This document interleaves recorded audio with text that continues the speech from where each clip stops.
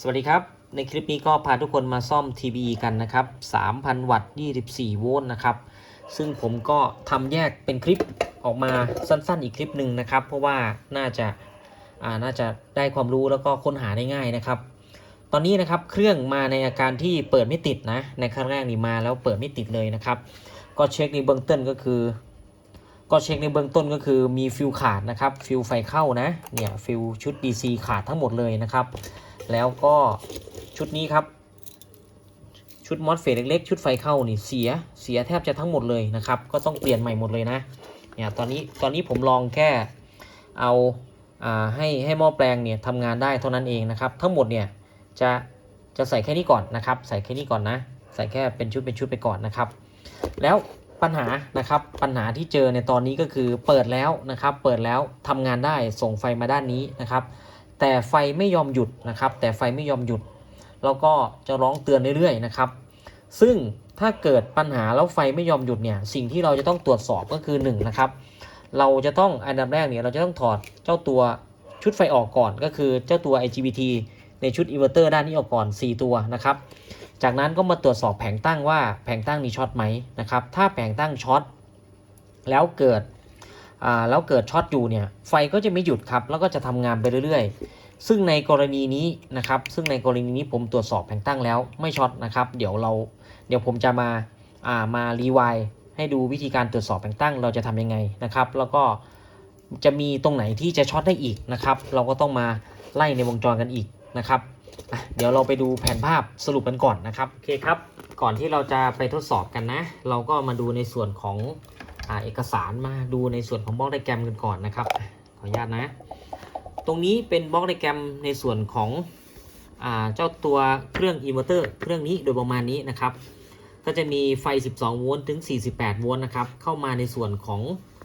วงจรเรียงกระแสนะครับวงจรเรียงกระแสก็คือส่วนไหนเอ่ยก็จะในส่วนนี้นะครับทำไฟออกมาแล้วเนี่ยเขาก็จะเข้ามาในส่วนของไอ้เจ้าตัวคอนเวอร์เตอร์นะครับก็คือส่วนนี้นะตัวหม้อแปลงตัวนี้นะครับแล้วก็ออกมาด้านนี้นะครับเราจะพูดถึงด้านที่ฝั่งที่ออกมานะฝั่งที่ออกมาเนี่ยเขาก็จะผ่านวงจรบิดนะครับวงจรบิดนะก็คือไดโอด 3-4 ตัวตรงนี้แล้วก็จะได้ไฟเป็นไฟ300โวลต์นะครับดูตามนี้ก่อนนะ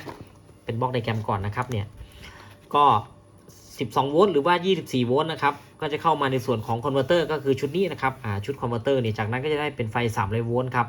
300โวลต์นี่ก็จะวิ่งไปที่เจ้าตัวอินเวอร์เตอร์เลยนะครับเจ้าตัวอินเวอร์เตอร์นะวงจรอินเวอร์เตอร์ก็คือวิ่งมาที่IGBT 4ตัว1 2 3 4ชุดนี้นะครับชุดนี้นะอันนี้คือไฟตรงนะ300โวลต์แล้วก็ชุดนี้ครับชุดจากหม้อแปลงเนี่ยครับจากหม้อแปลงเนี่ยเขาก็จะมีหลายขดนะครับมีหลายขดนะเดี๋ยวค่อยไปดูวงจรกันไอ้เจ้าตัวหลายๆขดเนี่ยก็จะมีไฟออกมาประมาณ22โวลต์ครับแล้วก็จะมาลดทอนแรงดันลงไปนะครับก็ผ่านตัว IC 7812 7805นะครับ7812 7805เนี่ยก็จะส่งมาที่เจ้า PWM นะครับ Control Circuit หรือว่าเจ้าตัวแผงตั้งนี่เองเนี่ยเจ้าตัวแผงตั้งแผงนี้นะครับแผงนี้นะแล้วอีกชุดหนึ่งครับที่ไม่ได้กล่าวถึงเนี่ยก็จะส่งมาที่เจ้าตัวแจ้งเตือนหรือว่าตัวพัดลมด้วยในส่วนนี้นะคราวนี้มาดูวงจรครับมาดูวงจรนะเนี่ยวงจรทั้งหมดนะชุดนี้เป็นวงจรคอนเวอร์เตอร์นะครับฝั่งนี้นะอันนี้คือฝั่งไฟเข้านะครับที่เป็นมอสเฟตเล็กๆหลายตัวเนี่ยที่ช็อตที่อะไรไปนะครับผมซ่อมเสร็จเรียบร้อยแล้วนะแล้วก็ใส่มอสเฟตแค่อย่างละตัวนะครับอย่างละตัวสังเกตดูนะครับตรงนี้ก็จะเป็น1ชุดอันนี้หม้อแปลงนะครับหม้อแปลง1ลูกเนี่ยจะใช้เจ้าตัวมอสเฟตหรือว่า Q1 ถึง Q4 เนี่ย4ตัวนะครับอันนี้2ตัวขนานกัน2ตัวขนานกันต่อหม้อแปลง1ลูกนะแล้วอันนี้ก็หม้อแปลง1ลูกนะครับแล้วก็มี2ตัวอย่างนี้นะครับอันนี้เรามีหม้อแปลงทั้งหมด3ลูก3ลูกนะก็จะมีต่อลงมาอีกซึ่งผมก็เขียนแค่หม้อแปลง2ลูกนะครับจากนั้นครับหม้อแปลงชุดหนึ่งอยู่ตรงนี้นะครับชุดใดชุดหนึ่งอยู่ตรงนี้เนี่ยก็จะทำไฟเป็นไฟ300ออกมาเนี่ยก็คือชุดนี้ครับก็ผ่านวงจรบิดนะผ่านไดโอดบิดออกมานะครับแล้วก็ได้22โวลต์ก็จะเป็นตัวนี้โดยประมาณนี้นะครับ22โวลต์ก็ส่งมาเลี้ยงที่แผงตั้งตัวนี้นะครับแล้วก็จะมีวงจรบิดอีกชุดหนึ่งนะครับอาจจะเอาไฟ300โวลต์หรือไฟกี่ร้อยโวลต์ก็ตามเนี่ยเขาก็จะส่งออกไปอีกนะครับส่งออกมาอีกนะไปเล็กที่ไฟอีกครับเล็กที่ไฟอีกนะ ออกไปไหนก็ว่ากันไปนะครับแล้วก็อีกชุดหนึ่งครับแล้วก็อีกชุดหนึ่งตรงนี้มีไดโอดเล็กๆตัวหนึ่งครับเขาจะ rectify ออกประมาณ12โวลต์ส่งไปที่พัดลมครับส่งไปที่พัดลมนะก็อยู่ตรงไหนครับคราวนี้อยู่ตรงนี้เนี่ยอยู่ตรงนี้นะเนี่ยอยู่ตรงนี้ครับเนี่ยพัดลมอยู่ตรงนี้นะก็สรุปแล้วมีทั้งหมดอยู่3ชุดนะครับ2-3 ชุดแล้วแต่เครื่องนะ2-3 ชุดอยู่ตรงไหนเนี่ยชุดหนึ่งเป็น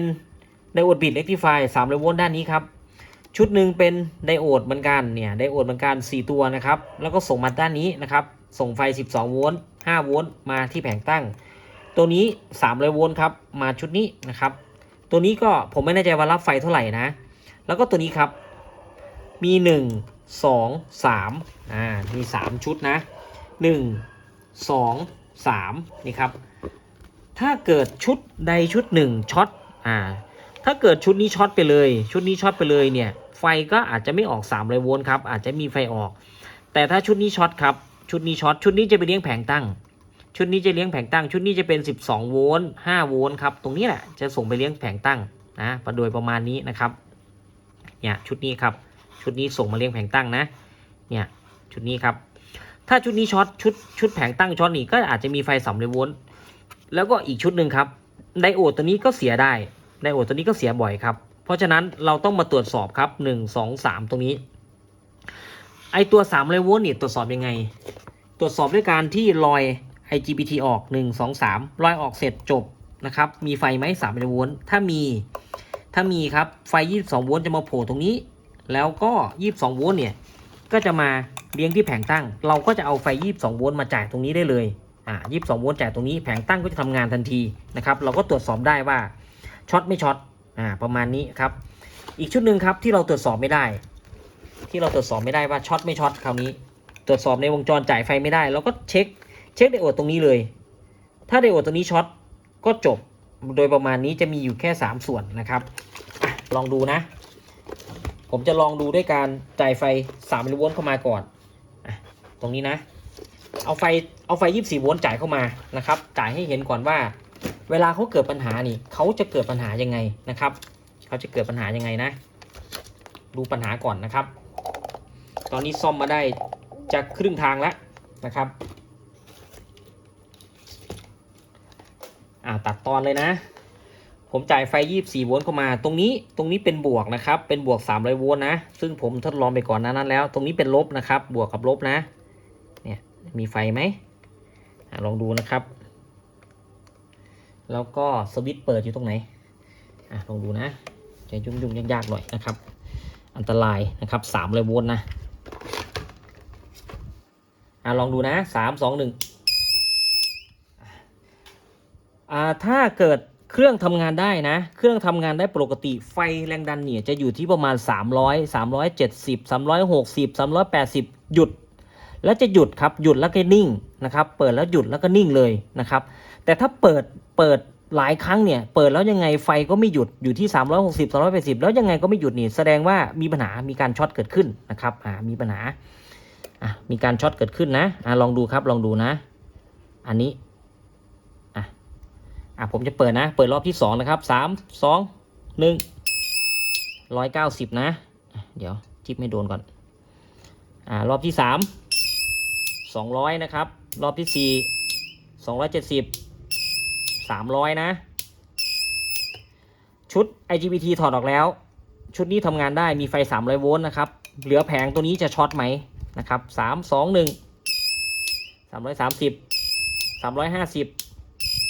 360 368 370เนี่ยไม่ขึ้นแล้วครับมันอยู่แค่เนี้ยอยู่ประมาณเท่านี้ครับยังไงก็ไม่ไปไม่ขึ้นแล้วก็ไม่จบแล้วก็ไม่หยุดร้องครับเปิดทีไรก็ไม่หยุดร้องเนี่ยครับจะอยู่ประมาณ370ประมาณนี้นะอยู่ประมาณนี้นะครับนี่คือปัญหาของเครื่องที่เกิดการช็อตอยู่นะครับเนี่ยที่เกิดการช็อตอยู่นะดันยังไงก็ดันไม่ขึ้นครับแล้วก็ไม่หยุดร้องนะอยู่ที่ประมาณ370ครับถ้าเครื่องปกติอาจจะอยู่ที่360 370 380แล้วก็จะหยุดเลยครับเปิดปิ๊กหยุดปึ๊ดเลยนะครับแล้วก็ทำงานต่อเลยนะ ตอนนี้ปัญหาของเราอยู่ที่2ส่วนคือส่วนหนึ่งแผงตั้งส่วนหนึ่งก็คือ IC ไดโอดตัวนี้นะครับไดโอดตัวนี้นะไดโอดตัวนี้อาจจะช็อต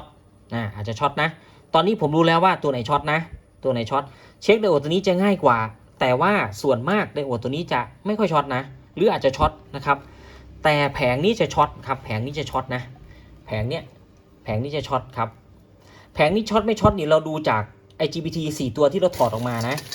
ไอ้4ตัวนี้นะครับตอนนี้ไอ้4ตัวนี้ที่ผมถอดออกมาไม่ช็อตเนี่ย4ตัวนี้ถอดออกมาไม่ช็อตครับมีความเป็นไปได้สูงว่าชุดนี้ไม่ช็อตครับชุดนี้ไม่ช็อตนะแต่ช็อตไม่ช็อตเราไม่รู้เราต้องตรวจสอบครับเราจะจ่ายไฟ22โวลต์เข้าที่คาปาซิเตอร์ตัวนี้ครับแล้วดูไฟตรงนี้แล้วก็ดูไฟว่าบวก5โวลต์ลบ5บวก12โวลต์กับ5โวลต์นี่ออกไหมแล้วมีพันออกไหมถ้าทุกอย่างออกจบครับแล้วก็ตัวนี้ครับตัวนี้เดี๋ยวเราดูนะว่าจะเป็นยังไงเราลองเช็คตรงนี้ก่อนนะครับเราเช็คตัวนี้ก่อนได้หรือเช็คตัวนี้ก่อนก็ได้นะครับเอาตรงไหนก็ได้นะแต่ว่าเราต้องจ่ายเราต้องเคลียร์ไฟก่อนครับเคลียร์ไฟนะอันนี้คือไฟบวกนะครับไฟบวกตรงนี้อันนี้คือไฟลบนะเนี่ยเคลียร์ไฟออกก่อนเลยนะครับเคลียร์ไฟออกให้หมดนะครับประมาณนี้นะไม่งั้นจะระเบิดแล้วก็ช็อตครับเดี๋ยวผมจะมาเช็คตัวนี้นะโอเคครับมาต่อกันนะเราจะทำการทดสอบชุดนี้ชุดแผงตั้งชุดนี้แล้วก็ IC regulator ครับ7812 7805ว่าช็อตไม่ช็อตนะถ้า2ตัวนี้ช็อตจะไม่จ่ายไฟ12โวลต์กับ5โวลต์มานะครับหรือบางทีตัวนี้เสียตัวนี้เสียก็อาจจะกินไฟมากนะครับแล้วก็แต่อาจจะมีไฟ12โวลต์แต่ส่วนมากนะครับถ้าชุดนี้ช็อตนะครับ IC ตัวนี้อาจจะไม่จ่ายไฟโดยประมาณนี้นะครับเราก็ต้องทดสอบทั้งหมดเลยนะครับยังไงก็ต้องทดสอบนะถึงแม้ว่าเราจะทดสอบไอ้เจ้าตัวไดโอดตัวนี้นะครับอาจจะตัวนี้ช็อตอยู่โอเคอาจจะช็อตยังไงก็ต้องมาทดสอบตัวนี้อีกนะครับลองดูนะคราวนี้ดูเปเปอร์ก่อนดูเปเปอร์นะตอนนี้ผมจะจ่ายไฟเข้ามา22โวลต์นะครับจ่ายไฟ22โวลต์เข้ามาเขาจะผ่าน7812กับ7805ซึ่ง7812นี่จะวิ่งตรงมาที่ขา14นะครับแล้วก็บวก5โวลต์ที่วิ่งตรงมาขา16นะครับเข้ามา IC ชุดนี้นะครับเข้ามา IC ชุดนี้เพราะฉะนั้นเราก็วัดเลยนะครับวัดที่ขา14กับขา16ของแผงตั้งตรงนี้ได้เลยครับเนี่ย14กับ16ตรงนี้ได้เลยว่ามีไฟไหมนะครับถ้ามีไฟก็คือจะมี LED ติดตรงนี้โดยประมาณนี้นะครับเดี๋ยวผมต่ออันนี้ก่อนนะตอนนี้ผมต่อไฟ22โวลต์เข้ามาที่คาปาซิเตอร์ตัวนี้นะครับตัวนี้นะอาจจะสับสนหน่อยนะครับ22โวลต์ไฟที่มาจากหม้อแปลงเนี่ยผ่านไดโอด4ตัวชุดนี้ครับผ่านเสร็จแล้วจะมาที่คาปาซิเตอร์ตัวนี้ได้22โวลต์โดยประมาณนี้ครับเวลาที่ทำงานได้ผมก็จะวัดไฟไว้นะครับลองดูนะเราจะไม่ใช้ไฟ300นะครับกราวนะครับกราวใช้ตัวนี้นะกราวใช้ของตัวมิเตอร์นะครับตัวแหล่งจ่ายไฟนะแล้วก็มิเตอร์ลองดูครับจะช้าหน่อยนะครับผมจะจ่ายไฟ22โวลต์เข้ามานะ3 2 1เปิดปั๊บนะครับไฟติดนะไฟติดนี่หมายความว่าไฟ5โวลต์ทำงานได้ครับไฟ12โวลต์ทำงานได้นะลองดูครับลองดูนะเช็คขา16อยู่ตรงไหนขา16อยู่ตรงนี้เนี่ยครับมีไฟ 4.9 โวลต์นะมีไฟ 4.9 โวลต์มานะครับกับ14ครับ14มีไฟ12โวลต์12โวลต์ใช้ได้นะอาจจะโฟกัสไม่ตรงจุดนะนี่ประมาณนี้นะแล้วก็16ครับ5โวลต์แสดงว่ามาปกตินะครับมาปกตินะคราวนี้เราตรวจสอบสัญญาณเลยตรวจสอบสัญญาณนะครับลองดูนะขา10ขา12กับขา14มีมาไหมเนี่ย12มีสัญญาณพันนะ14ก็มีสัญญาณพันครับแสดงว่า IC ไม่ได้เสียอะไรเขามีสัญญาณพันก็ส่งออกมาได้นะครับโดยประมาณนี้นะเนี่ยเขาส่งออกมานะครับเนี่ยประมาณ2โวลต์นะครับ12กับ14ได้ไหมเนี่ยใช้งานได้อยู่นะครับเขามีสัญญาณพันออกมานะ12 13 14 14ตรงนี้ครับเนี่ยมีสัญญาณพันออกมาแสดงว่าแผงตั้งไม่เสียครับ การที่จะดูว่าแผงตั้งเสียไม่เสียนั้นเราก็1เราวัดอย่างนี้ครับวัดแบบที่ผมพาวัดแล้วก็2ดูจากเจ้าตัว IGBT ไม่ช็อตด้วยโดยประมาณนี้ครับ IGBT ไม่ช็อตเดี๋ยวเรามาตรวจสอบอีกรอบนึงนะครับคราวนี้ตัวไหนล่ะครับช็อตคราวนี้เหลืออยู่ตัวเดียวนะครับตัวที่วัดง่ายที่สุดแต่ผมไม่ได้พาวัดก็คือไดโอดตัวนี้ครับไดโอดตัวนี้วัดง่ายที่สุดแต่ยังไงก็ต้องวัดนะครับยังไงก็ต้องวัดนะก็น่าจะรู้แล้วนะว่าตัวไหนเสียนะครับถามว่าถ้าไดโอดช็อตแล้วต้องมาตรวจสอบตัวนี้ไหมก็ต้องตรวจสอบอยู่ดีครับเพราะเกิดไดโอดช็อตแล้วตัวนี้ช็อตด้วยก็จะหลงทางไปอีกยังไงก็ต้องตรวจสอบแบบที่ผมตรวจสอบนะครับคราวนี้ตรวจสอบไดโอดครับไดโอดช็อตไม่ช็อตเราตรวจสอบโอห์มปี๊ดได้เลยครับโอห์มปี๊ดนะเนี่ยโอห์มปี๊ดนะครับลองดูนะเช็คเลยครับเนี่ยครับช็อตนะปี๊ด0 โอห์มนะอันนี้ที่ผมไม่เฉลยให้ดูแต่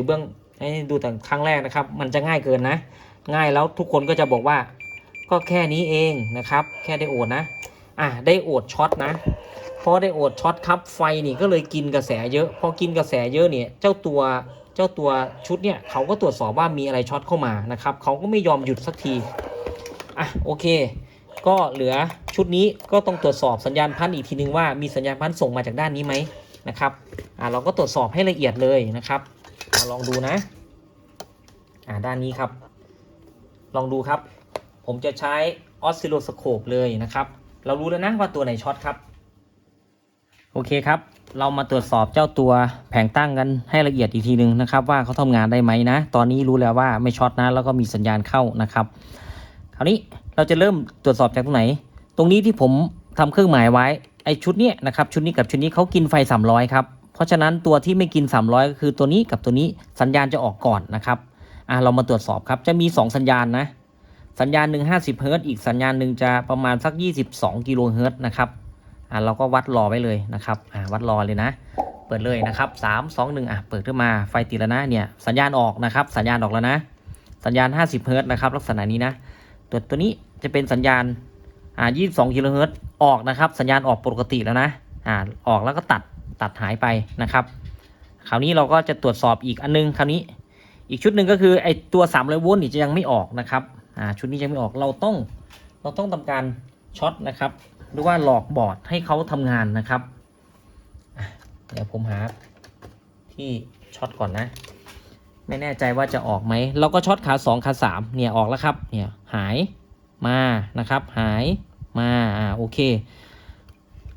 บอร์ดทำงานได้ปกตินะครับบอร์ดไม่เสียอะไรเลยนะแล้วก็ IGBT ก็ไม่เสียนะครับไม่ช็อตอะไรนะหลอกเข้าไปนะครับมาแล้วมาหายนะครับจิ้มเข้าไปหายมานะครับอันนี้มาโอเคถือว่าทำงานได้ปกติส่วนไฟที่ไม่หยุดสักทีนะครับไม่หยุดสักทีก็มาจากไดโอดตัวนี้ที่ช็อตนะเดี๋ยวผมจะถอดไดโอดออกก่อนนะครับถอดออกก่อนนะโอเคมาต่อกันนะครับหลังจากที่เปลี่ยนไดโอดไปเรียบร้อยนะครับตัวนี้นะตัวปัญหาของเรานะครับที่ทำให้ชุดไฟ300นี่ไม่หยุดสักทีนะครับเปลี่ยนเรียบร้อยนะครับอยู่ตรงนี้นะเนี่ยตรงนี้ครับเปลี่ยนเรียบร้อยแล้วนะต่อมาครับเราก็จะมาทดลองกันเลยนะครับผมจะจ่ายไฟ24โวลต์3แอมป์นะครับ24โวลต์3แอมป์วัดตรงนี้ครับตอนนี้ยังไม่ได้ลองเลยนะ24โวลต์3แอมป์ลองดูครับจะเป็นยังไงนะเปิดเข้ามานะครับเปิดเลยนะ3 2 1 150โวลต์นะครับถ้าทำงานได้จะต้องหยุดนะครับหยุดที่ประมาณสัก360 370 380 390จะต้องหยุดนะหยุดร้องนะครับแล้วก็จะนิ่งนะครับตรงนี้ก็จะติดทำงานนะครับลองดูนะครับ3 2 1หยุดเลยเปิด2ครั้งหยุดเลยนะครับ385โวลต์ครับแล้วก็ไฟเขียวๆตรงนี้ติดนะไฟเขียวติดแล้วนะครับประมาณนี้นะเนี่ยประมาณนี้นะครับติดกระพริบดับกระพริบติดนะเนี่ยประมาณนี้388ครับเราต้องรอสักพักหนึ่งนิดนึงนะครับว่าเขาหยุดไหมถ้าไม่หยุดแสดงว่ามีอะไรช็อตอีกนะครับอันนี้หยุดแล้ว388นะครับปิดนะปิดแล้วครับ390ลองดูนะหยุดไหมประมาณนี้แรงดันค่อยๆตกลงไปเรื่อยๆนะครับตกลงไปเรื่อยๆนะเนี่ยประมาณนี้370นะเปิดอีก1รอบครับ3 2 1เปิดปั๊บไม่มีเสียงเลยนะ แต่ว่าทำงานเรียบร้อยนะครับเนี่ย388ครับทำงานอยู่ที่ประมาณนี้แล้วแต่เครื่องนะบางเครื่องก็ขึ้นประมาณ400โวลต์เลยนะครับอ่ะโอเคทำงานครับปกติแล้วนะก็ในคลิปนี้ผมขอจบแต่เพียงเท่านี้นะครับเดี๋ยวผมก็จะเอาคลิปนี้ไปรวมกับคลิปฉบับเต็มนะครับส่วนคลิปฉบับเต็มก็จะใส่ทั้งหมดทดลองทั้งหมดนะครับก็โอเคนะครับ